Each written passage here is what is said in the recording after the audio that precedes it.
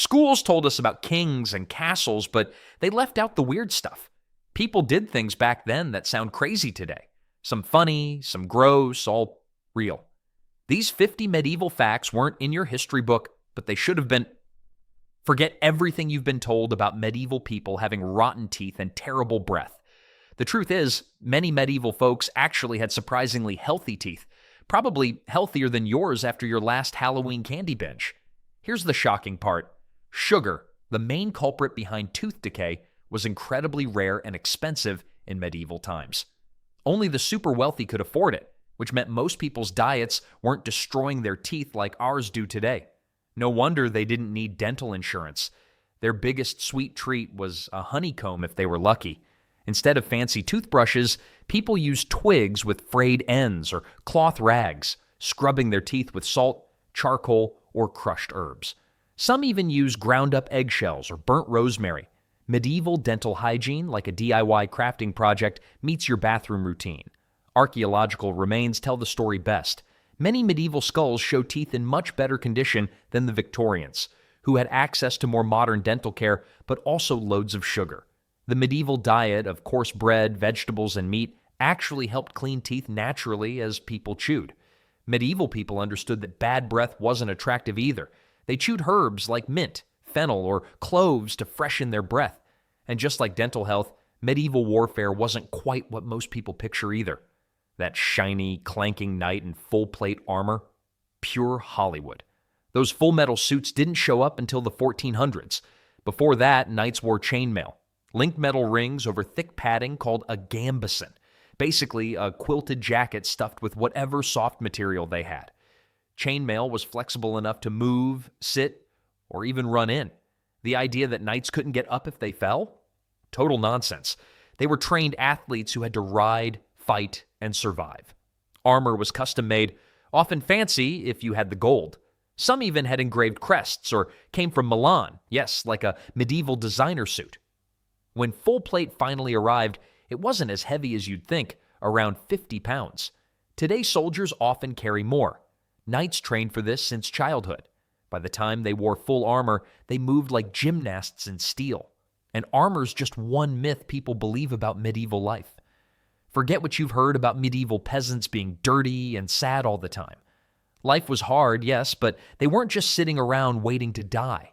Peasants got a lot of days off, up to 150 or even 200 each year. Between church holidays, feasts, and festivals, they had more time off than most people today. Many had their own small farms or rented land for a fair price. They grew food, raised animals, and sold extra at the market. Some even did well enough to save money and live comfortably. Villages were full of life. There were big parties with music, dancing, games, and lots of beer. It wasn't boring at all. Peasants also had some rights. Lords couldn't just kick them out or raise taxes for no reason. Some peasants even took their lords to court and won. The idea of dirty, sad peasants mostly came from writers in later times. Back then, people bathed in rivers, cleaned their homes, and wore nice clothes for church or special days. Of course, not everything was rosy. Some medieval beliefs were pretty dark. Being left-handed in medieval times was like having a target painted on your back. People genuinely believed that left-handed folks were touched by the devil himself, and they weren't shy about expressing this opinion. The fear wasn't just superstition. The Latin word for left is sinister, which also means evil or unlucky. Talk about language setting you up for failure from day one. This wasn't just a fun fact teachers shared. It shaped how society treated left-handed people for centuries. Parents would go to extreme lengths to fix their left-handed children. Kids caught using their left hand were punished, sometimes harshly. Teachers would tie students' left hands behind their backs or hit them with sticks when they automatically reached with the wrong hand. Some parents even broke their children's left hands to force them to use the right one. The church reinforced these beliefs. Religious texts described the devil sitting on God's left side, and left-handed people were thought to have the devil whispering in their ear. In medieval artwork, the damned are always shown on the left side of Jesus at the Last Judgment, while the saved stand on his right. This persecution wasn't limited to children. Left-handed adults faced discrimination in everything from jobs to marriage prospects. Some guilds refused to train left-handed apprentices, believing they'd bring bad luck. Being naturally left-handed was like having "spawn of Satan" written on your resume.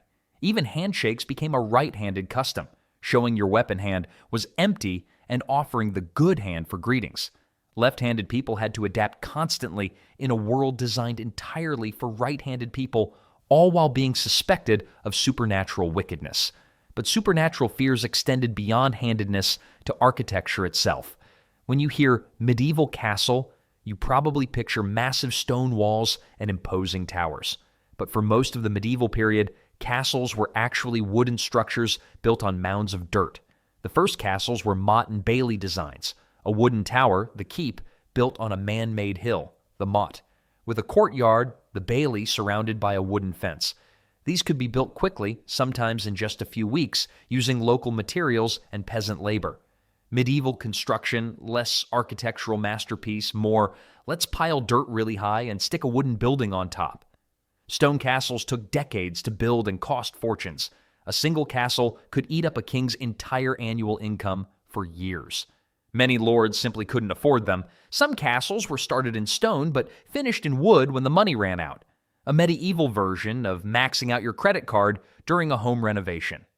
The famous castles you see in fairy tales and tourist books are mostly from the late medieval period, the 1400s and 1500s. By then, they were more about showing off wealth than actual defense. These later castles often had huge windows, decorative gardens, and comfortable living quarters. Basically medieval McMansions with defensible walls. Even the real castles weren't impregnable fortresses. Siege weapons constantly evolved to overcome castle defenses. By the time cannons arrived on the battlefield, castle walls became more decorative than defensive.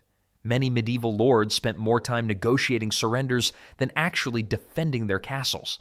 What we call castles today were often just fortified manor houses, fancy homes with a few defensive features. Think of them as the medieval equivalent of a gated community with really good walls and a moat instead of a pool. But medieval defenses went beyond architecture to some truly bizarre legal practices. In medieval courts, animals weren't just farm property, they were potential criminals. Pigs, goats, and even insects faced formal trials with witnesses and defense attorneys when accused of crimes. A notorious case from 1386 involved a pig that attacked a child in France. The pig received its own lawyer who argued it couldn't understand human laws. The court disagreed and sentenced it to death by hanging in human clothes. Talk about bringing home the bacon to the gallows. It wasn't just mammals in the medieval justice system. In 1478, a swarm of beetles was put on trial for destroying crops in Switzerland. When they failed to appear, shocking absolutely no one, they were found guilty in absentia and officially banished from the region. In 1522, rats were put on trial for destroying barley crops. Their court-appointed lawyer successfully argued that his clients couldn't attend court because the town's cats posed a danger to them. The case was dismissed. First recorded instance of "my cat ate my defendant." While courts prosecuted four-legged criminals, people found unusual uses for human waste in their daily chores. Before modern detergents, medieval folks turned to a surprising cleaning agent: human urine. This wasn't just a weird folk practice. It was an organized industry with urine collectors gathering this valuable liquid. Urine contains ammonia, which works as a natural bleaching agent and breaks down grease stains. Professional cloth workers called fullers paid good money for large quantities. Medieval laundry tip: for those tough stains, nothing beats a bucket of yesterday's toilet trips. In larger towns, public pee collection spots were designated where men could contribute to the communal cleaning supply. One Fuller's Guild in London recorded purchasing over 50 gallons of urine weekly from local taverns, proving beer and clean clothes shared a surprising connection. The cleaning process involved soaking dirty clothes in vats of stale urine, then stomping on them like grapes in winemaking. Medieval career guidance: you can be a blacksmith, a baker, or professionally stomp on clothes and pee. Choose wisely. While people navigated the aromatic challenges of cleaning their garments, fashion trends for women reached new heights, literally. In the 1400s, noble European women abandoned subtle marriage signals in favor of the hennon, a cone-shaped hat that could tower up to 3 feet high. These dramatic headpieces resembled unicorn horns wrapped in expensive silken veils. The taller and more elaborate your hennon, the higher your social status. Some noble women wore hennons so tall they couldn't pass through doorways without bending sideways. Medieval problems. We need wider doorways, Harold. My hat can't fit through the chapel entrance anymore. These hats weren't just fashion statements, but clear marriage markers. Unmarried women were forbidden from wearing them in public, making the hennon a highly visible hands-off signal. Constructing these towering cones required wooden frames covered with precious fabrics, often decorated with pearls, gold thread, or peacock feathers. Women needed servants to help them dress and had to carefully navigate any breeze that might topple their precarious headwear. No ring, no problem. Just strap a silk tower to your head and watch everyone bump into the ceiling. While married women balanced towers on their heads, medieval medicine had its own balancing act with unusual animal remedies. When medieval folks caught colds or sore throats, they turned to an unusual pharmacy, the local pond. The prescription? Catch a live frog, wrap it in linen cloth, and tie it around your neck like a slimy pendant. Medieval fashion tip: accessorize with amphibians for that "I'm desperate not to die of a common cold" look. Medieval doctors believed frogs possessed cold energy that could draw fever and inflammation out of the human body. The frog absorbed the illness through the skin while the patient got better. The moment of frog death supposedly marked when the illness transferred completely from person to amphibian. If the frog died quickly, the patient would recover faster. Nothing says "get well soon" like timing the death of your neck frog. How's your cold? Still bad, my frog is on day 3 and kicking. Regional variations existed throughout Europe. In Germany, people split the frog open and applied it directly to the throat. In northern England, they dried dead frogs, ground them into powder, and mixed them into drinks. One medical text recommended wearing 3 frogs simultaneously for particularly severe cases. The medieval equivalent of "take 2 aspirin" was "wear 3 frogs and hope for the best." While frogs served as living medicine, parents found equally disturbing ways to shape their children's appearance. Long before plastic surgery, medieval noble families had their own methods for achieving the perfect look, reshaping their babies' skulls. Among aristocrats, having the right head shape wasn't just vanity. It was considered a mark of intelligence and proper breeding. These metal helmets were custom made by blacksmiths and lined with felt to prevent chafing. Infants wore them up to 20 hours daily, sometimes until age 3. Honey, little Bartholomew's head is looking a bit peasant-shaped. Get the skull press. In France, a rounded skull indicated nobility, while in parts of Germany, an elongated back of the head was preferred. Spanish aristocrats wanted their sons to have high foreheads. Medieval baby fashion was less cute onesie and more tiny torture device. Records show that King Henry VI of England wore a gold-plated skull shaper until age 4. The practice wasn't without consequences. Headaches, visual problems, and even brain damage could result from aggressive reshaping. But hey, at least he looked great in profile on those coins. While parents fussed over their children's heads, everyone in medieval towns faced more immediate concerns about daily hygiene. Medieval sanitation wasn't just primitive, it was a full-blown public health disaster flowing directly into drinking water. The typical town toilet, called a garderobe, was essentially a wooden seat suspended over water. Despite its fancy French name, literally clothes keeper, these facilities were anything but elegant. In London alone, over 200 public garderobes hung over the Thames by the 14th century. The river became so polluted that Parliament once had to adjourn because members couldn't breathe through the stench. King Edward III described it as an abominable sight and a terrible odor. Medieval London tourism slogan: "Come for the plague, stay for the river that's more sewage than water." Castle garderobes featured stone seats built into walls with shafts dropping waste into moats or rivers.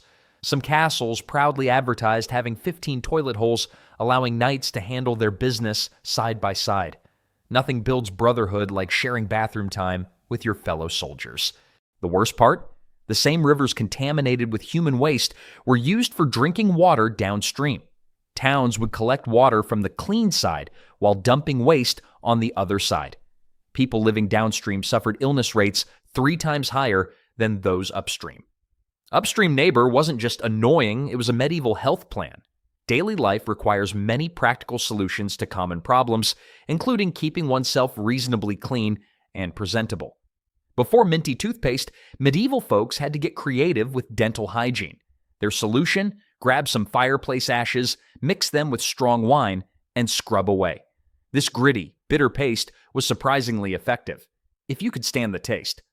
Morning breath versus wine-soaked chimney residue. A tough choice every medieval morning.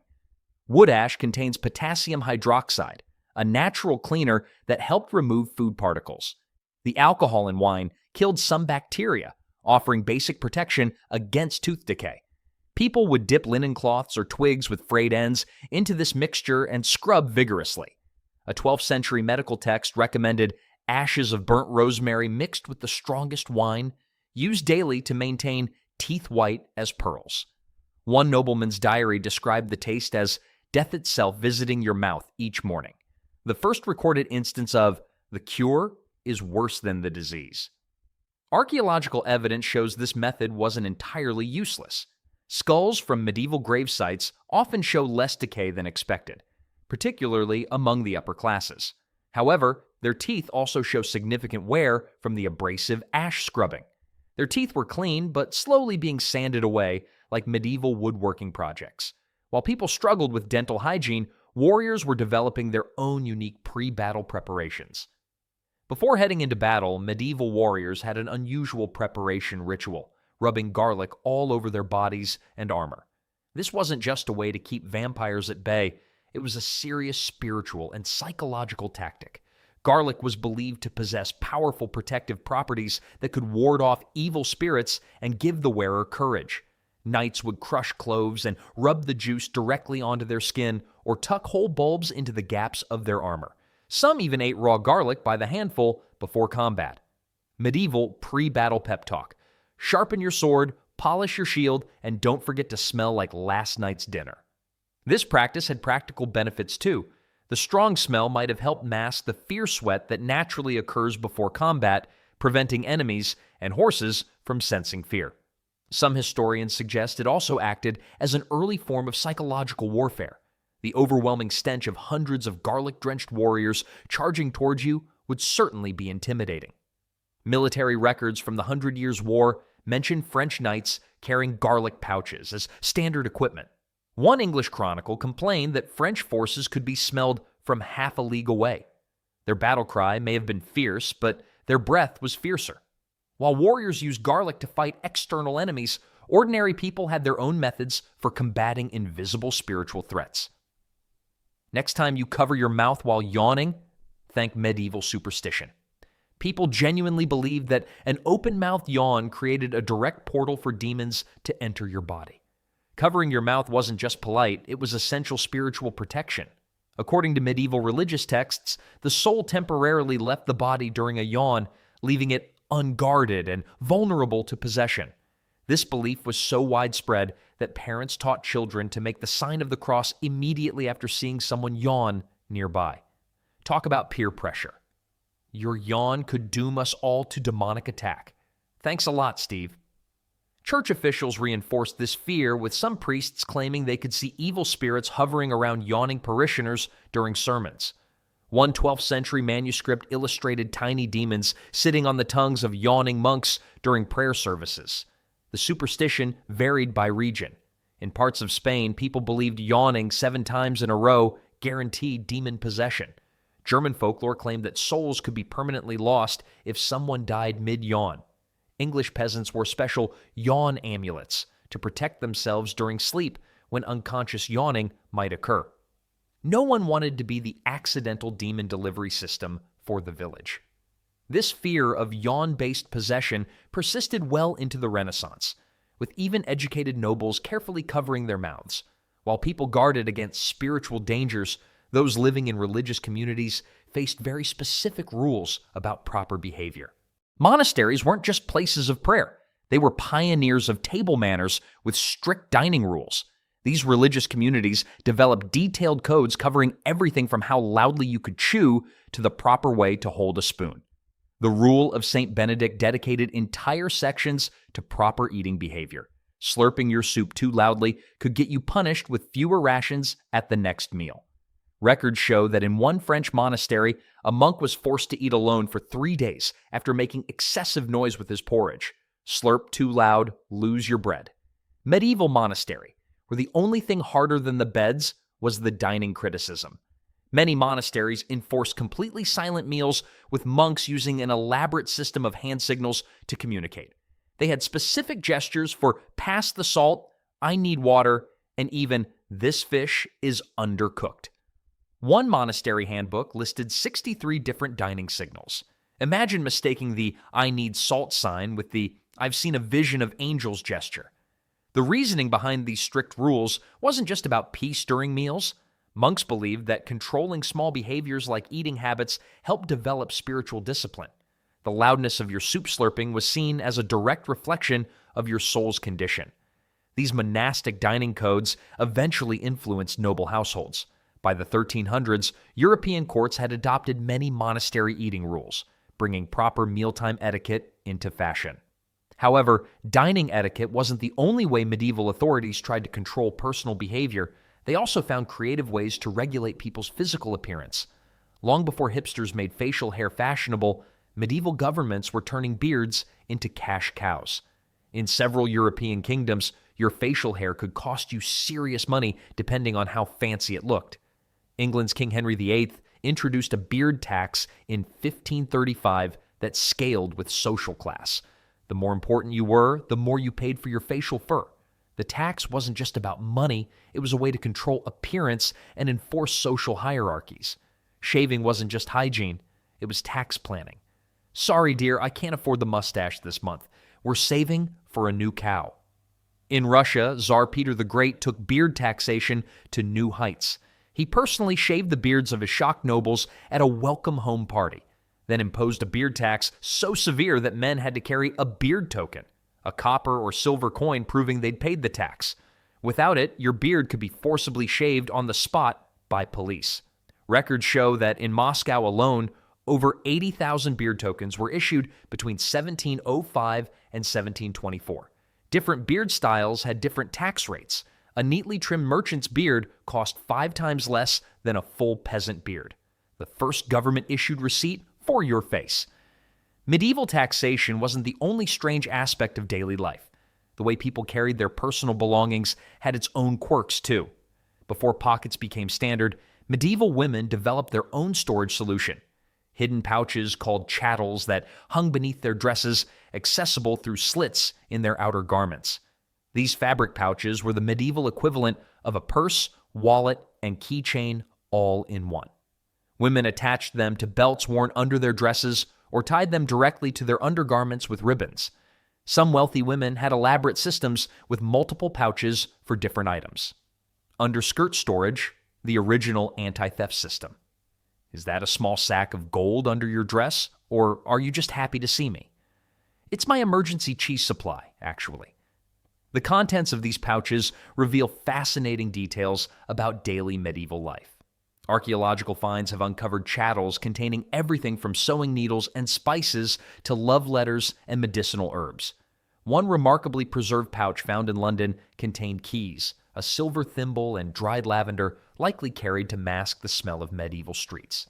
These pouches were considered so personal that stealing one was a serious offense. Court records from 13th century England list punishments for chattel thieves that were nearly as severe as those for stealing horses. What are you in for? I pickpocketed a lady's underdress pouch. Ouch, I just murdered someone. Got off easier than you. The everyday habits of medieval people extended beyond their clothing into aspects of life we might find surprisingly unfamiliar. Sleep hasn't always been the straight 8-hour block we aim for today. Medieval people typically slept in 2 distinct segments called first sleep and second sleep, with a wakeful period in between. People would go to bed shortly after sunset and sleep for about 4 hours, wake for 1 to 2 hours around midnight, then return to sleep until dawn. This biphasic sleep pattern was so common that literature regularly references characters rising after their first sleep to do various activities. During this middle-of-the-night waking period, people weren't frustrated insomniacs. They considered this time normal and valuable. Midnight scrolling? Not new, just candlelit. What did you do during your midnight waking? Oh, just checked on the livestock, prayed, and conceived our 6th child. The usual Tuesday. What did medieval folks do during this nighttime break? Diaries mention praying, talking with bedmates, visiting neighbors, tending fires, or checking on animals. Some artisans even did light craft work by moonlight. Imagine your neighbor knocking at midnight. Sorry to disturb your between sleeps, but do you have any spare eggs? Rules and regulations govern many aspects of medieval life, from sleeping habits to the most unexpected areas of personal expression. What's the biggest distraction in your classroom today? In medieval universities, it wasn't smartphones. It was ridiculous footwear. In the 1300s, Oxford and Cambridge both passed regulations banning students from wearing poulins, shoes with toes so long and pointy they had to be stuffed with moss to keep their shape. These absurd shoes could stretch up to 24 inches beyond the foot, forcing wearers to adopt an awkward walking style. Court records show that at least 34 students were fined for wearing illegal footwear during a single term at Oxford. Fashion over function? Medieval students were already doing it. I failed my theology exam because I couldn't kneel to pray. My shoes kept poking the student in front of me. University authorities claimed these shoes caused multiple problems. Students tripped during academic processions, the points damaged wooden floors, and they were considered too vain for serious scholars. The pointy shoe trend wasn't just about fashion, it was about social status. Kings and nobles sometimes had points so long they needed chains attaching the tips to their knees so they could walk without tripping. Nothing says, "I'm rich," like shoes that require engineering solutions. Creative solutions to everyday problems were a hallmark of medieval life, particularly when it came to matters of health and healing. Long before modern medicine, battlefield medics and village healers turned to an unlikely ally in treating wounds and infections: the humble cabbage. These common garden vegetables weren't just for eating, they were a cornerstone of medieval first aid. Cabbage leaves would be carefully washed, lightly roasted over coals until soft and pliable, then applied directly to wounds, burns, or swollen joints. The still warm leaves were believed to draw out infection and reduce inflammation. Medieval medicine was literally a vegetable patch away. "I need bandages, stat." "Sorry, doctor, we're out, but the cabbage patch is full." The most surprising part? It actually worked. Somewhat. Modern analysis shows cabbage contains compounds with mild antibacterial properties and anti-inflammatory effects. The large, flexible leaves also made practical wound coverings that kept dirt out while allowing some airflow. In monasteries, cabbage patches were planted specifically for medicinal use, separate from kitchen gardens. Some monastic records show harvests of over 2,000 cabbage heads yearly just for the infirmary. The practice was so common that soldiers sometimes carried dried cabbage leaves in their packs, ready to be rehydrated and applied to battlefield injuries. Medicine didn't come in pills. It came in salad form. While these plant-based remedies were relatively harmless, other ingredients in medieval cookery posed far more serious risks to those who consumed them. That medieval bread you're picturing, it wasn't exactly the artisanal sourdough you might find at a fancy bakery. During hard times, and even some not-so-hard times, medieval bakers found creative ways to stretch their flour supplies by adding things that definitely weren't food. Chalk, ground bones, sawdust, and clay commonly made their way into medieval bread dough. These white powders helped make loaves look bigger and whiter, a sign of quality at the time. Records from 14th century London show that at least 65 bakers were punished for selling adulterated bread in a single year. That's not extra crunch in your sandwich. It's the taste of medieval entrepreneurship. This wasn't just an occasional practice during famines. Many bakers routinely added these fillers, especially in cities where bread was sold by weight rather than size. One clever inspection method involved dropping suspicious bread into water. Real bread would float, while bread loaded with mineral fillers would sink like a stone. Medieval food inspectors. The original sink or swim test, where bread, not witches, faced judgment. The health effects were serious. People who ate chalk-filled bread over many years developed stomach problems, constipation, and damaged teeth from grinding against the hard particles. Medieval dietitian advice: for stronger bones, drink milk, because your bread's already got plenty of chalk. In 1266, England passed the Assize of Bread Law, which mandated inspections and harsh penalties for fraudulent baking. First-time offenders were dragged through town on a hurdle. Repeat offenders could lose their ovens or be banned from baking altogether. While medieval bread could be hazardous to your health, other everyday consumables contained even more dangerous additives. Looking for a sweet taste and a quick mood lift? In medieval times, you might have reached for a special drink made with lead sugar, a compound created by soaking lead in vinegar. This concoction added a sweet flavor to wine, preserved fruits, and was even used as medicine. The drink gained popularity because lead acetate actually tastes sweet, earning it the nickname sugar of lead. Nobles used it to flavor wines and desserts, while doctors prescribed it as a treatment for melancholy and depression. Medieval antidepressant ad, feeling down? Try lead sugar. Side effects may include paralysis, insanity, and death, but you'll feel great for the first hour. The initial effects seem miraculous. People reported feeling more cheerful and energetic after drinking lead-sweetened wine. What they didn't realize was that they were experiencing the first stage of acute lead poisoning. Talk about a heavy metal addiction, and not the musical kind. Regular consumers developed tremors, headaches, abdominal pain, and eventually permanent nerve damage. Analysis of bones from medieval cemeteries shows lead levels up to 50 times higher than what we see in modern humans. Despite the known dangers by the late medieval period, lead sugar remained popular because nothing else could replicate its sweet taste at such a low cost. The medieval cure for sadness was literally poison. While some people lived in proper homes despite consuming dangerous food additives, others found themselves making more unusual dwelling choices. Not everyone in medieval times lived in a proper house or even a simple hut. In forested areas across Europe, some of the poorest people made their homes inside enormous hollowed-out trees.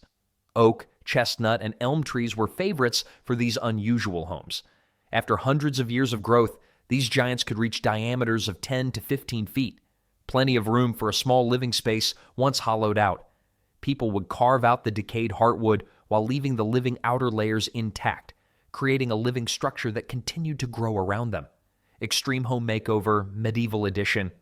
We've upgraded you from homelessness to literally living inside a plant. These tree dwellers weren't just temporary squatters. Records from the Forest of Dean in England mention at least 17 families living in tree homes for multiple generations. One massive oak in Normandy reportedly housed a man and his family for 16 years after their farm was destroyed in a war. Medieval real estate listing, charming woodland property, natural insulation grows in value yearly. Some woodpecker neighbors. Tree homes had surprising advantages. They were naturally camouflaged, protecting inhabitants from bandits and tax collectors. The living wood provided better insulation than many medieval huts, staying warmer in winter and cooler in summer. No rent, no landlord, just woodpeckers and hope. The forest might have provided shelter for some, but for others dealing with death, medieval culture offered another unusual occupation. When someone died in medieval Europe, their family often worried about unconfessed sins that might trap the deceased in purgatory. Enter the sineater, one of history's strangest professions. These people literally ate the sins of the dead through a bizarre ritual that few were willing to perform. The process worked like this. A piece of bread would be placed on the chest of the corpse during the wake, absorbing the sins of the dead person. The sineater would then enter, consume the bread, and with it, take on all those sins as their own. They'd also drink ale passed over the body and receive a small payment, usually a few coins. Job requirements, strong stomach, weak moral concerns about secondhand sin, and comfort with being the most unpopular person in town. This ritual transfer of sin was taken very seriously. Villages often had one designated sin eater, typically someone already poor and outcast. By taking on this role, they became even more isolated. Medieval career counseling, you could be a blacksmith, a baker, or eat sin-soaked bread off dead bodies. The last one has no competition, but terrible networking opportunities. The last known professional sin eater died in Shropshire, England in 1906, after cleansing over 3,000 corpses during his lifetime. Sin eaters were treated as spiritually contaminated. They couldn't enter churches and were buried in unmarked graves at crossroads rather than in church cemeteries. While sin eaters had a peculiar relationship with bread, everyday medieval folks had their own unusual dietary habits that might surprise us today. The morning beverage of choice in medieval Europe wasn't coffee or orange juice, it was beer. From kings to peasants, everyone started their day with a mug of ale, including children as young as 3 years old. This wasn't considered irresponsible parenting, it was actually the safer option. Child nutrition, medieval style, finish your beer, young Bartholomew, or no plague tales before bedtime.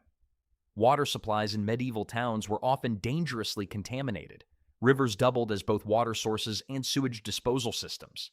Beer, having been boiled during brewing and containing alcohol that killed some bacteria, was actually safer to drink than water from many sources. The beer consumed at breakfast wasn't like modern beer. Called small beer, it had a much lower alcohol content, about 0.5 to 2.5%, more like today's kombucha than a proper beer. Medieval school morning. Drink your beer, children. It's time for Latin lessons. No, you can't have water. Do you want to get sick? Monasteries brewed enormous quantities of beer, with records showing some producing over 10,000 gallons annually. Many households brewed their own supply weekly, with women typically handling this essential task. Getting tipsy at 8 a.m. Totally acceptable back then. The average medieval adult consumed about a gallon of small beer daily. It was considered a food as much as a beverage, providing significant calories from the unfermented grain. While common people drank beer for breakfast, the dining habits of the wealthy had their own surprising aspects, especially when it came to table manners. Forget what you've seen in movies about medieval kings and queens delicately cutting their food with golden knives and forks. Even the richest people in medieval Europe often ate with their bare hands, grabbing food directly from shared platters and ripping meat off bones with their fingers. Forks didn't become common in Europe until the 1600s. Before that, even kings relied on a simple knife and spoon with fingers filling in for the missing utensil. Royal dining manuals taught nobles to use the first 3 fingers of the right hand, keeping the pinky raised to avoid getting it dirty. Even at fancy feasts, you'd find dukes with greasy fingers and queens picking meat from their teeth. Court manners were more Game of Thrones than Downton Abbey. Medieval royal banquets could be incredibly messy affairs. Diners threw bones and scraps onto the floor for dogs to eat, wiped greasy hands on the tablecloth, and sometimes even on their clothes. In fact, sleeves were often designed extra wide at the end so they could double as napkins. Court records showed that King Edward I of England once ordered 12 new tablecloths after a 3-day feast because the originals were beyond salvation from grease and sauce. While eating with hands was standard, there were strict rules about which hand to use. The left hand was considered unclean because it was typically used for, bathroom duties, so eating with it could get you dirty looks or even a scolding from the royal food master. Medieval table etiquette: grab all you want with your right hand, but keep that left hand where we can see it. While royals were busy getting their fingers greasy, language was evolving in unexpected ways. Have you ever wondered why we call a man about to be married a groom? The answer takes us back to medieval stables, where the groom was the person who took care of horses. How did we get from horse caretaker to husband-to-be? Evolution is stranger than you might think. In medieval households, the groom wasn't just any stable worker. He was a trusted servant who cared for the lord's most valuable possessions, his horses. A good groom needed to be responsible, detail-oriented, and trustworthy. These were, not coincidentally, the same qualities expected in a good husband. Over time, the role of groom expanded beyond the stables. The title Groom of the Chamber described personal assistants to nobility who helped with dressing and other private matters. Love and manure were oddly connected. What does your future husband do? He's a groom. Oh, excellent with horses, is he? No, excellent husband material, though he does still smell faintly of stables. By the 1500s, the connection between grooming, caring for a horse, and grooming, preparing oneself for marriage, had become firmly established. The original stable relationship had nothing to do with emotional maturity and everything to do with actual stables. While language evolved through stable terminology, medieval towns had their own peculiar communication systems for emergencies. Before sirens, loudspeakers, or emergency alert texts, medieval towns needed ways to warn citizens about danger. Their solution? A system of songs and chants that town watchmen would sing out to signal specific types of emergencies. Town watchmen, also called waits, patrolled the streets after dark, calling out the hours and watching for trouble. When they spotted fire, thieves, or approaching enemies, they would sing specific warning verses. Medieval emergency alert system.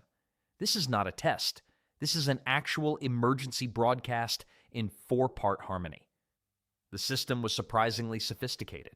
In York, England, watchmen used a 3-note melody for fire, a 5-note descending scale for thieves, and a complex tune with lyrics naming the direction for approaching armies. Medieval ringtones, but make them a matter of life and death. These singing watchmen weren't chosen just for their vigilance. They needed good, loud voices that could carry across town. In larger cities like London, they were positioned at key intersections and trained to relay each other's songs, creating a musical chain of communication that could spread news across the city in minutes. The job qualification must be able to carry a tune and bad news simultaneously. Before towns had organized singing systems, medieval doctors were developing their own unusual diagnostic techniques. Medieval medicine had many strange practices, but few seem as dedicated to the job as physicians who diagnosed disease by tasting their patient's urine. This wasn't just an occasional desperation move, it was standard medical practice taught in the finest medical schools of the day. Examining urine, or uroscopy, was the cornerstone of medieval medicine. Doctors carried special glass flasks called matulas, specifically designed for urine viewing. They would first examine the color, clarity, and smell, but the final test was often taste. Not the medieval job you'd want after lunch. How was work today, honey? Let's just say I'm not thirsty anymore. Medical texts described a sweet taste as a sign of diabetes, remarkably accurate, as diabetes does make urine sweet with sugar. Other tastes supposedly indicated different conditions: salty for kidney problems, bitter for liver disease. One medical text from the 1400s listed 21 different urine flavors and their corresponding diseases. Medieval medical school graduates didn't just have a degree, they had an extremely developed palate no one asked for. Elite physicians carried elaborate urine taste wheels, color-coded charts helping them match tastes to diagnoses. The original wine tasting chart, but considerably less appetizing. While doctors were busy with their unusual diagnostic methods, medieval people developed strange sleeping positions. How you sleep might seem like a matter of comfort, but in medieval times it could be a matter of life and death. Or so people believed. Many medieval Europeans slept propped up in semi-sitting positions because they thought lying flat increased your chances of dying in your sleep. The fear came from a widespread belief that the devil and his demons found it easier to steal the souls of people who slept flat on their backs. Sleeping propped up at an angle supposedly made it harder for supernatural beings to extract your soul through your mouth or nostrils. Upright napping wasn't a trend.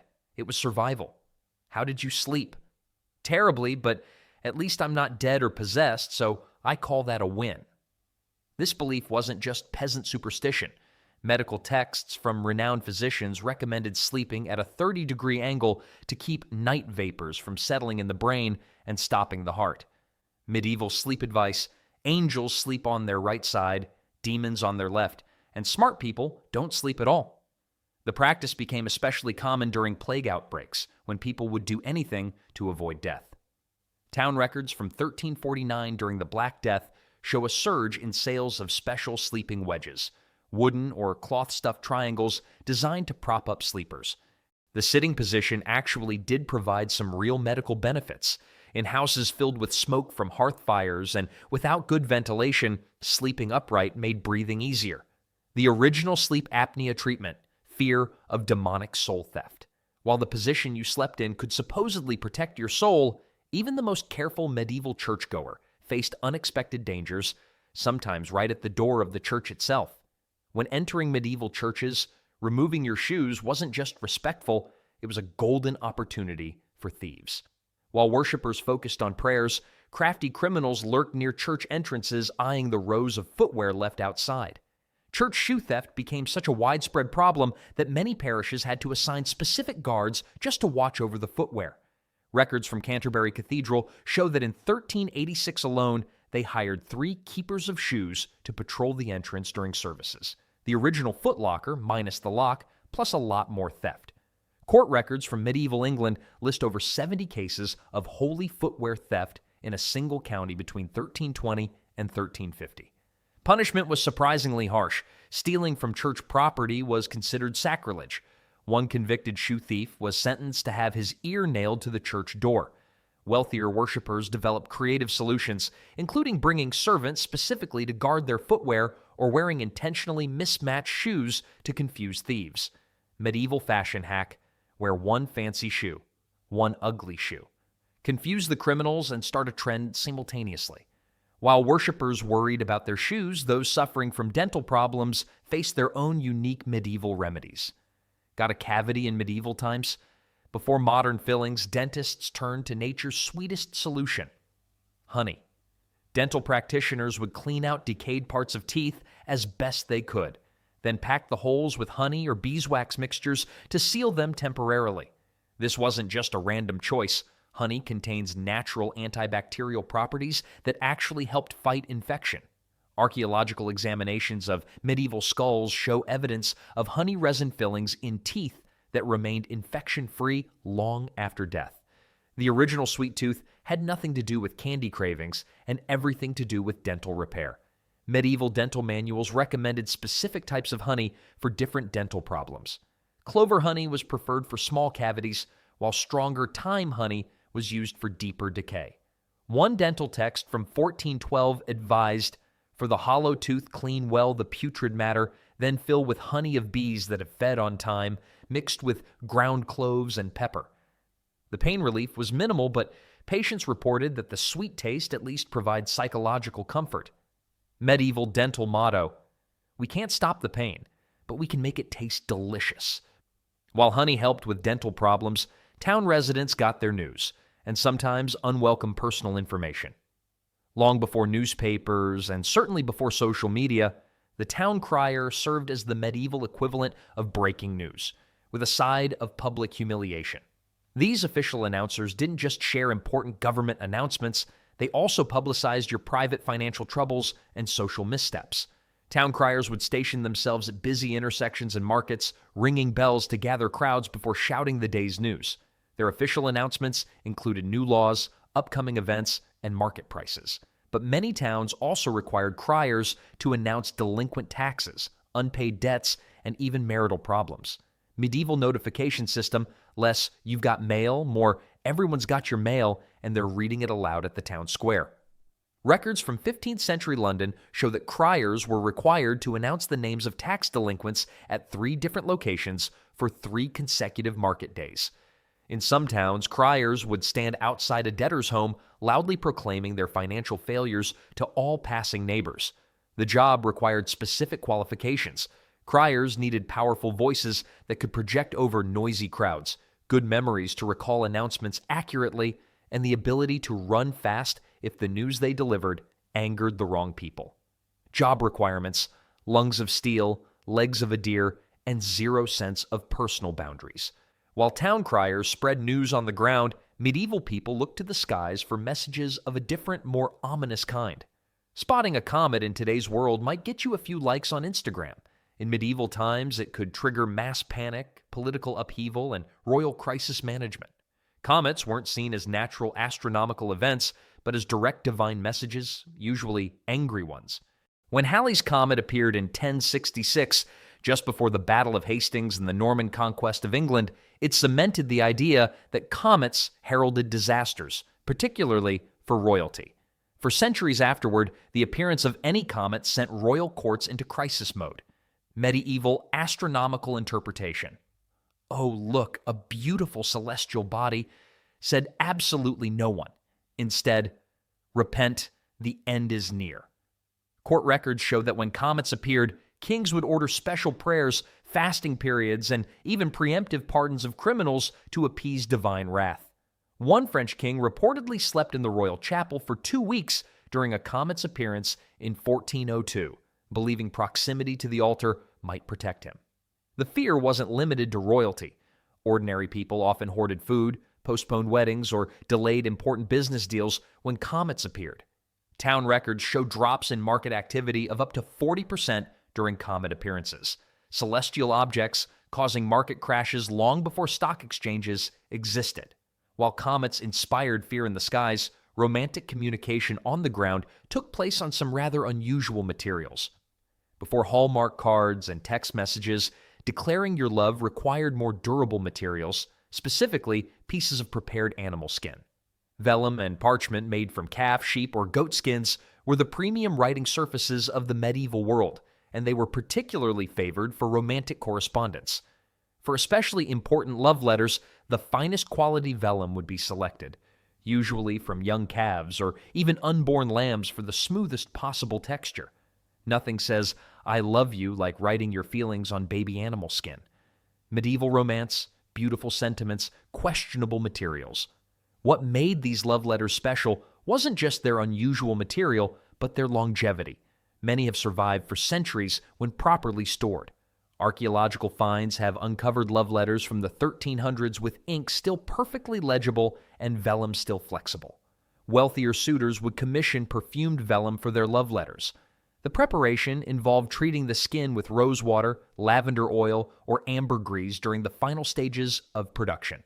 Medieval Tinder bio enjoys long walks, good conversation, and letters that smell faintly of goat mixed with rose water. While lovers exchanged messages on animal skins, the people delivering those messages had to navigate a world without maps. Before GPS, Google Maps, or even street signs, medieval couriers navigated entirely from memory. Professional messengers had to memorize not just towns and cities, but specific landmarks, river crossings, and even which dogs along the route were likely to bite. These messengers, often called running posts, were elite employees who underwent years of training before being trusted with important communications. Records from royal courts show that apprentice messengers spent up to 3 years learning routes before carrying important messages independently. Medieval navigation system, no satellites, no maps, just a really good memory, and the constant fear of taking a wrong turn into bandit territory. Getting lost wasn't just inconvenient, it could be dangerous or even fatal, especially when carrying messages between nobles during conflicts. Court records mention several messengers executed for delivering messages late or to the wrong recipient during politically sensitive times. To help with navigation, messengers developed elaborate memory systems. They created rhyming songs that described landmarks in sequence and constructed mental memory palaces that stored route information. Medieval GPS. After the dead tree that looks like your uncle, turn left at the rock that resembles a sheep, then straight on until you smell the distinctive odor of the tannery. While messengers memorized their routes, medieval people seeking haircuts might also end up getting much more intensive procedures from the same practitioner. Need a haircut, tooth extraction, and bloodletting? In medieval times, you'd visit just one professional, the barber surgeon. These multi-talented practitioners handled everything from trimming beards to amputating limbs, often using the same tools for both. Barbers became surgeons due to a quirk of medieval religious rules. Church doctrine prohibited monks and physicians, who were often clergy, from shedding blood. Since barbers already had sharp tools and steady hands for shaving, they naturally took on surgical procedures too. Medieval one-stop shop. A little off the top, and while we're at it, let's take care of that infected leg. The iconic barber pole with its red and white stripes originated from this bloody history. The red represented blood, the white represented bandages, and the pole itself symbolized the staff patients gripped during painful procedures. Barber surgeons worked without anesthesia or antiseptics. Their medical training was primarily hands-on apprenticeship rather than formal education. Remarkably, some became quite skilled despite these limitations. Help wanted. Must be comfortable with hair clippings, teeth, blood, pus, and maintaining cheerful conversation throughout all of the above. While barber surgeons handled medical needs, those wanting to bake at home might have found themselves in trouble. That sourdough hobby you picked up during lockdown? In medieval times, it might have landed you in court. Many towns and manors prohibited residents from baking bread in their homes, forcing them to use communal ovens controlled by local lords or town authorities. This system, called ban oven or oven right, wasn't just about controlling bread quality. It was a significant revenue source for lords and towns. Each loaf baked in the communal oven required payment of a fee or a portion of the bread itself. Medieval baking show, less Star Baker awards, more star defendant in bread-making criminal proceedings. Enforcement was surprisingly strict. Some towns employed oven sniffers who would walk through neighborhoods looking for the telltale aroma of illicit home baking. Court records show fines ranging from small payments to confiscation of all baking equipment for repeat offenders. The ban made practical sense in crowded wooden towns where home ovens posed serious fire risks. However, it was primarily enforced as a money-making scheme. Medieval meal prep: mix dough at home, carry it through town, trying not to look suspicious, pay the oven tax, wait in line, then carry hot bread home, all while hoping the Lord's bread inspector doesn't claim your best loaf. While bread bakers faced legal challenges, those who broke more serious laws might find themselves becoming very public examples. Long before crime deterrence involved prison sentences or community service, medieval justice relied on a more visceral approach, publicly displaying the bodies of executed criminals as warnings to the community. The practice wasn't limited to hanging bodies at crossroads, though that was common enough. Executed criminals might have their heads displayed on spikes above city gates, their quartered bodies sent to different towns, or their remains hung in iron cages called gibbits that were specially designed to preserve the body for maximum viewing time. Medieval crime prevention: less scared straight programs, more scared by what's hanging over the city gate. These displays weren't brief. Records show bodies sometimes remained on display for years.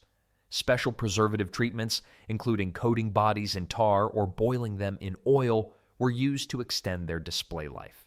The London Bridge famously featured a constantly updated collection of traitors' heads on spikes. Court records reveal that maintaining these grisly displays was an actual paid position. Gibbet keepers were responsible for replacing ropes, repairing cages, and occasionally refreshing the preservation treatments. History's worst job application: must be comfortable with heights, have a strong stomach, and enjoy outdoor work in all weather conditions. While common criminals face public display after death, those serving royalty faced different risks, particularly when it came to mealtime. Being a royal food taster was simultaneously one of the most prestigious and perilous jobs in the medieval court. These brave or desperate individuals would sample each dish and drink before they reached the monarch, essentially serving as human poison detectors. The job required more skill than just eating quickly. Professional tasters developed techniques to detect subtle changes in food flavor that might indicate tampering. They would sample tiny portions of each dish, waiting several minutes between tastes to see if symptoms developed. Medieval job listing: exciting culinary position at royal castle. Benefits include excellent food, prestigious title, and immediate medical attention when you inevitably collapse at the dinner table. Despite the obvious risks, food taster positions were highly sought after. The role provided direct access to the monarch, comfortable living quarters, and excellent food, when it wasn't poisoned. Many tasters leveraged their position to secure better opportunities for their families. The psychological toll on monarchs is evident in their eating habits. Records show some paranoid kings would make tasters consume food, then wait up to an hour before eating themselves, resulting in perpetually cold meals. Court dinner conversation: is the king not hungry? No, he's waiting to see if the taster dies before starting his soup. While royal food tasters navigated the dangers of potential poisons at the dinner table, medieval travelers faced different kinds of dangers, some real, some imagined. When we get lost today, we blame the GPS. In medieval times, getting lost could mean sailing straight into the mouth of a giant sea serpent, at least according to their maps. Medieval cartography wasn't just about accurate geography. It was a blend of observation, mythology, religion, and wild imagination. The famous phrase, "here be dragons," or its Latin equivalent, wasn't just decorative flair. These warnings marked genuinely dangerous or unknown territories. Mapmakers filled uncharted areas with elaborate illustrations of fantastic creatures that might be lurking there. The Carta Marina, a 1539 map of Scandinavia, features dozens of sea monsters, including a giant lobster devouring a sailor and a whale mistaken for an island. Medieval GPS recalculating: turn left at the Kraken, continue straight until you see the three-headed dog, then make a U-turn if you reach the edge of the world. Estimated arrival time: Tuesday-ish, assuming you aren't devoured. Beyond monsters, medieval maps often depicted actual religious locations. Paradise or Eden typically appeared in the far east, while hell might be shown as a fiery pit at the edges of the known world. The 13th century Ebstorf map showed Christ's head, hands, and feet at the four cardinal directions, with Jerusalem at the center of the world. These mythological additions weren't just superstition. They served as visual memory aids in a largely illiterate society and warned travelers about potential dangers using imagery they'd understand. One medieval navigator's diary noted, "When the serpent with 7 heads appears on your chart, expect treacherous currents." The original travel advisories, less "watch out for pickpockets," and more "beware the island that's actually a giant turtle with a taste for sailor flesh." Maps were also political tools. Cartographers would exaggerate the size of their patrons' territories while shrinking rival lands. The Hereford Mappa Mundi, one of the largest surviving medieval maps, gives England a surprisingly prominent position despite its actual size. While mapmakers carefully illustrated fantastical dangers of distant lands, people preparing for the ultimate journey had their own ideas about necessary supplies for the afterlife. Death in medieval times wasn't just about saying goodbye, it was about packing for a trip. When burying their dead, medieval people included practical items they thought might be needed on the journey to the afterlife, creating some truly unusual grave contents. Food was among the most common burial items. Archaeological excavations have uncovered everything from simple bread loaves to elaborate meals in pottery containers. The type of food often reflected the deceased's status. Common folk might get a piece of bread and some ale, while nobility received wine, preserved fruits, and sometimes entire roasted birds. Medieval funeral catering, the one meal you're definitely not expected to eat, and the only time it's acceptable to be a dinner no-show. He won't mind if we take a bite, he's been dead for 3 days and hasn't touched it.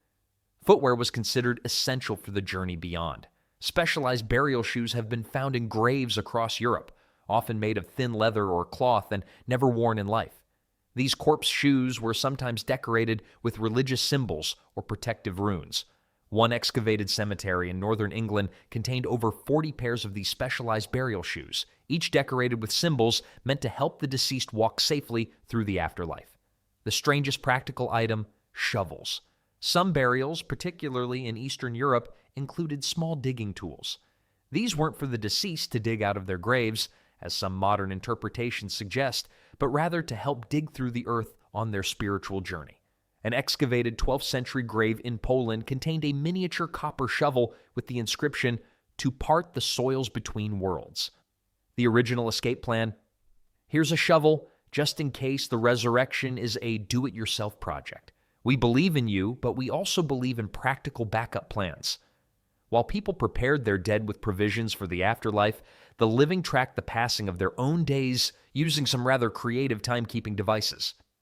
Before digital watches and smartphones, medieval people tracked time with methods that were beautiful in their simplicity, if not exactly precise.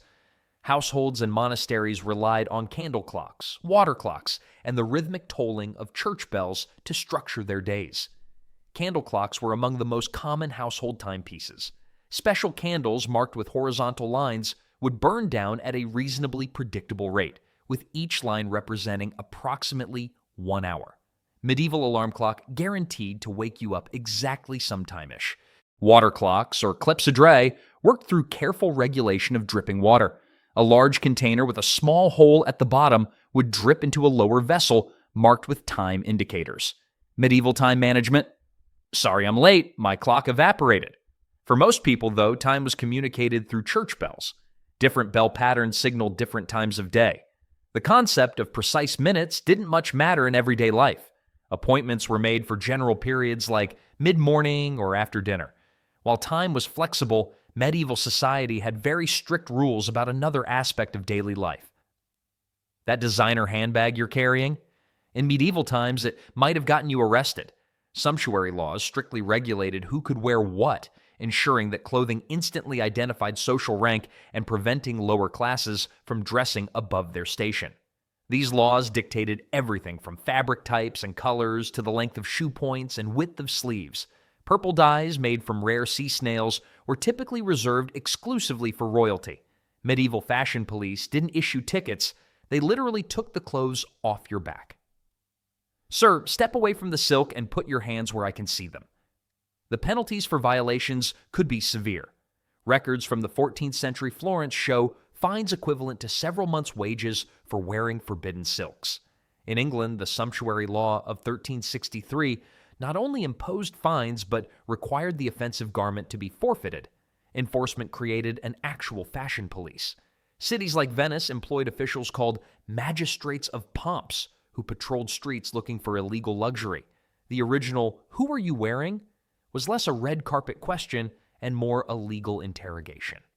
While people worried about the legality of their outfits, they also sought protection from a much more serious threat. In an era of political intrigue and limited toxicology testing, medieval nobles turned to a bizarre form of poison detection, stones supposedly extracted from the heads of toads. These toadstones were believed to change color, sweat, or grow hot when in contact with poison. What people called toadstones were actually the fossilized teeth of an ancient fish called lepidotes. Their smooth, polished appearance and dome shape supported the myth that they developed inside toad heads. According to folklore, one had to place a living toad on a red cloth, whereupon it would eventually spit out the stone. According to a 15th century naturalist's guide, collecting these stones required staying awake for 3 nights watching the toad, as it would swallow the stone again if it detected human inattention. Medieval food safety. Before we eat, let me just check with this rock that came from a toad's head. Oh, it's not changing color? Dig in, everyone. Though to be fair, I got this stone from a toad of questionable reputation. These stones were so valued that they were set into rings and drinking vessels of the wealthy. An inventory from the Tower of London in 1649 listed multiple royal cups mounted with toadstones for protection. Some noble families had toadstone testing ceremonies before meals, dipping the stones into each dish while diners waited anxiously to see if they changed color. The belief in toadstones crossed class boundaries. For those who couldn't afford the real thing, counterfeit versions made from colored glass or polished stones were sold in markets. Some taverns even advertised that they tested their wine with toadstones daily, an early form of food safety marketing. The original placebo effect: I feel safer drinking from this goblet because it has a magic frog rock attached to it. It's certified organic toad, by the way. While toadstones protected the living from poison, those preparing the royal dead for public viewing had their own unusual methods of presentation.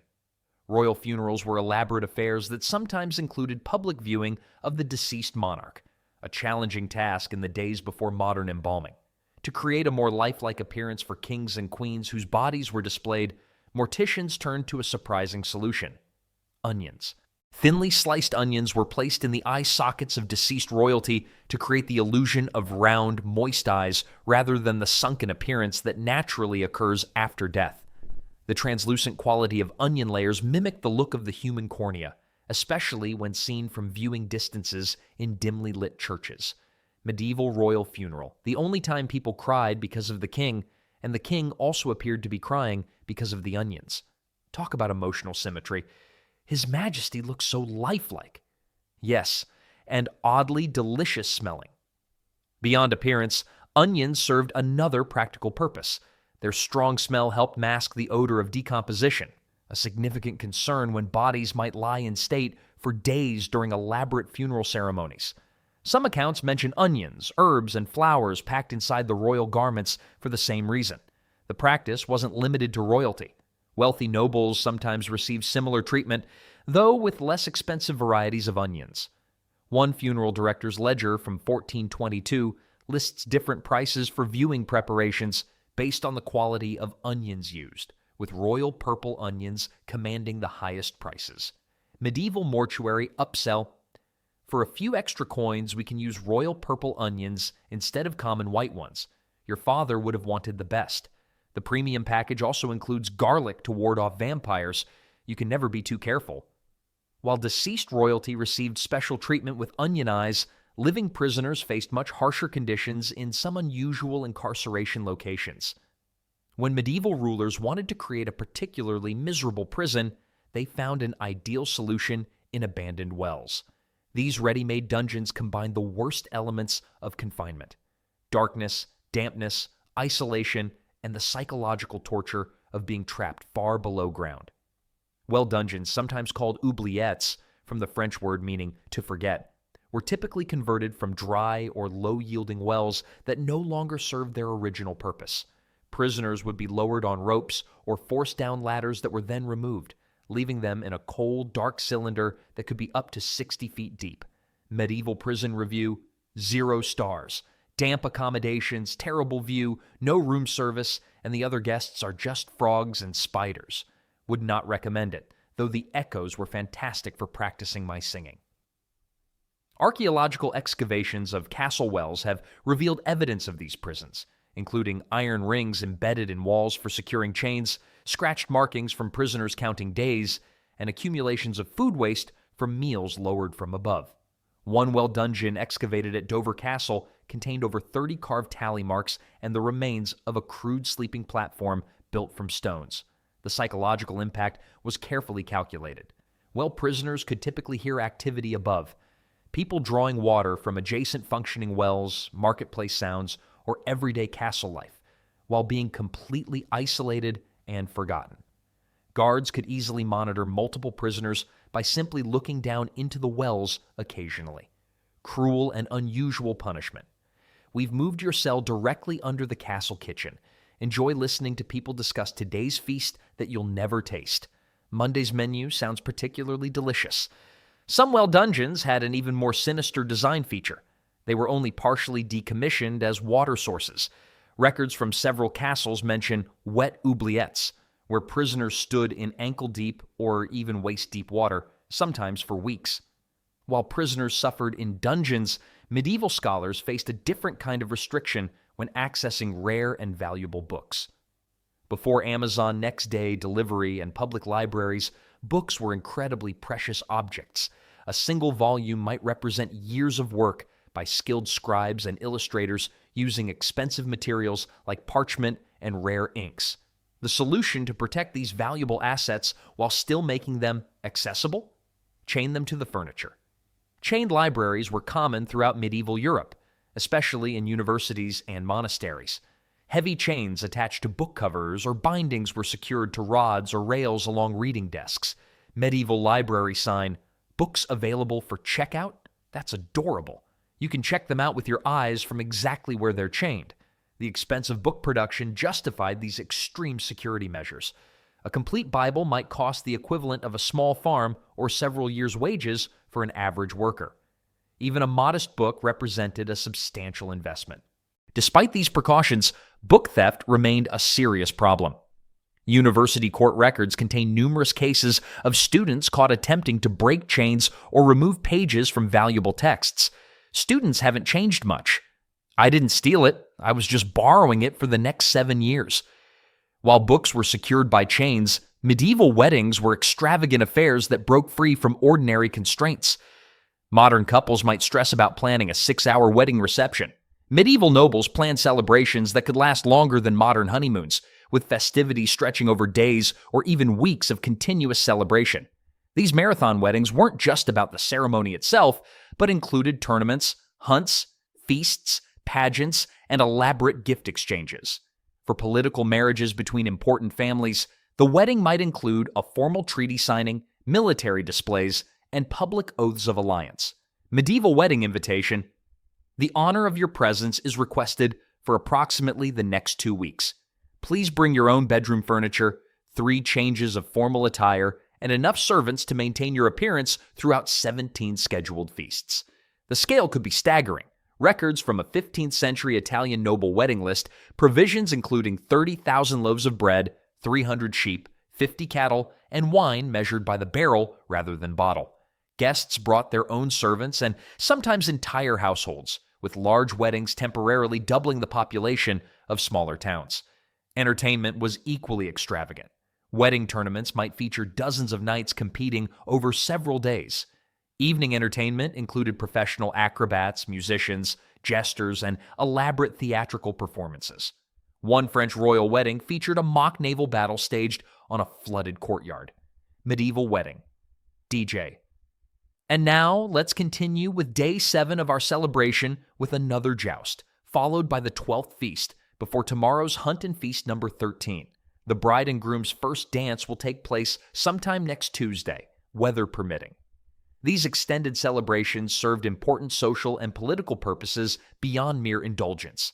They allowed time for complex negotiations between families, public display of wealth and power, and formation of alliances among guests. While wedding feasts featured abundant food and drink, medieval people faced strict regulations about what they could eat. That Friday cheeseburger could have cost you more than calories in medieval times. Religious food restrictions were strictly enforced by both church and state, with serious penalties for those caught eating meat on prohibited days. The medieval Christian calendar included approximately 150 days annually when meat consumption was forbidden. All Fridays, the 40 days of Lent, and numerous saints' days and vigils. On these days, most animal products were prohibited, though fish was permitted. Conveniently, beavers and barnacle geese were officially classified as fish for these purposes. Medieval dietary loophole: it's not technically meat if we pretend this beaver is a fish. Bon appétit. And yes, according to official church rulings, this goose is definitely seafood. Don't question the theology, just pass the gravy. Enforcement varied by region, but could be surprisingly rigorous. Town records show meat inspectors who checked homes and taverns on fast days. Penalties ranged from fines to public penance. A butcher caught selling meat on prohibited days might face heavier punishment, including loss of their business license or public shaming. The restrictions created a robust market for fish and alternatives. Coastal towns saw their economies boom during Lent, when demand for fish peaked. Creative cooking developed to make fasting meals more palatable. Almond milk replaced dairy, and elaborate mock meats made from fish paste or vegetable proteins attempted to satisfy meat cravings. Exceptions existed for the ill, pregnant women and travelers, but required formal permission from religious authorities. Wealthy individuals sometimes purchased special dispensations allowing meat consumption on prohibited days, essentially paying for the right to ignore the rules. Medieval menu planning. Monday is a saint's day, Tuesday is a vigil, Wednesday is Ember Day, Thursday we can have meat, Friday never, Saturday maybe depending on the moon phase, and Sunday yes unless it's Lent or Advent, or unless a visiting bishop shows up, in which case we panic and serve fish shaped like chicken. Medieval life was a fascinating blend of practicality and absurdity, proving that humans have always been wonderfully weird no matter the century